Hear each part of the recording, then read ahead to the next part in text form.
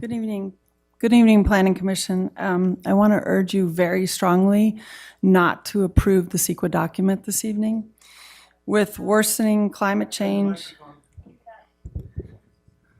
Can everyone hear me? Okay. I want to urge you very strongly this evening not to approve the CEQA document. With worsening climate change and in light of the fact that we're a river town that floods, that our stormwater infrastructure cannot currently handle the increasing storms, that all census tracts in Petaluma are adversely impacted by traffic emissions per the Ramey and Associate consultants. There is zero question that you need an EIR and that an MND would not address these significant issues. Regarding the MND and the EIR, I frequently find that they're bogus. One example is the Scott Ranch with the special status species where everyone said that there were no significant impacts. And then, of course, Safeway, where we had a mega gas station that was near disadvantaged children. And because these are being managed by the same consultants, the MGRAT group, who do or prepare the developer staff reports, I just don't think that this is fair.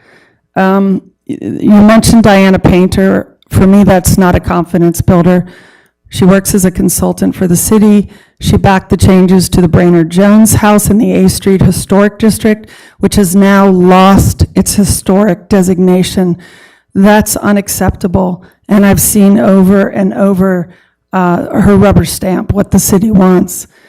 In your slide presentation, you said that to exceed 45 feet, the structure would have to make a positive contribution to the overall character of the area, that the building would be compatible with its surroundings.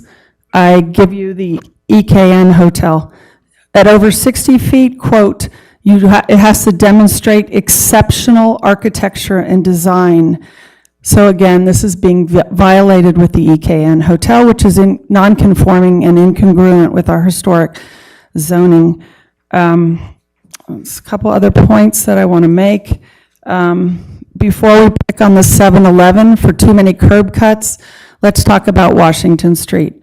Regards the approach to Petaluma, both on the north and south, you've allowed for incredibly ugly, inappropriate hotels that are not on our brand.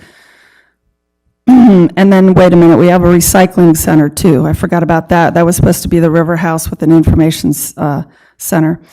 And you're trying to put an asphalt plant there. So let's just not start talking about 7-Elevens. You touched on transit-oriented development, yet the city has allowed single-family homes. Sorry.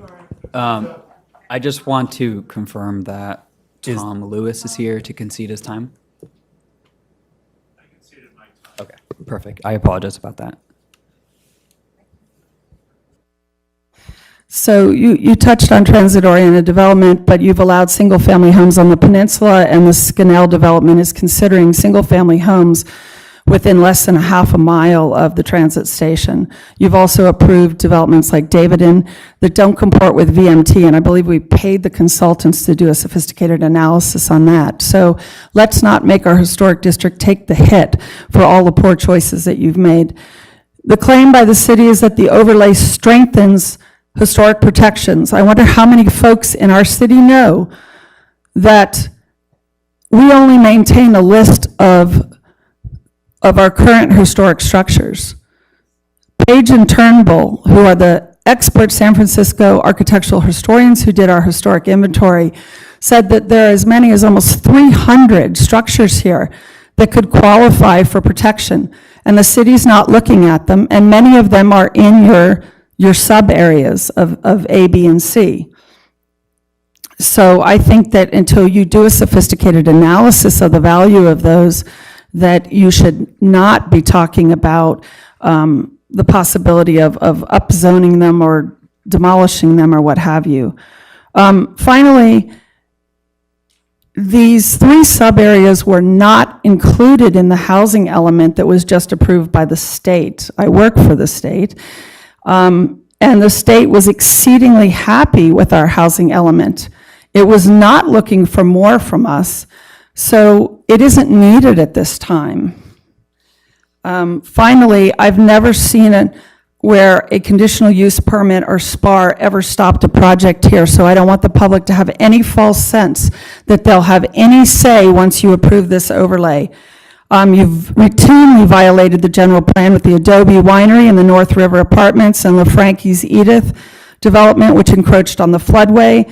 I don't think the public should think for 2 seconds that this will impact development because something requires a conditional use permit. Or once you have your nose under the tent, as they say, the camel under the tent with this overlay, we're screwed. And why is it that every other town builds 1 to 3 story hotels? We're doing a Petaluma Valley Appellation. We're supposed to be emulating Healdsburg, Calistoga, Sonoma. Why are they all building 1 and 3 story hotels and staying on brand? And why are we eclipsing our historic district?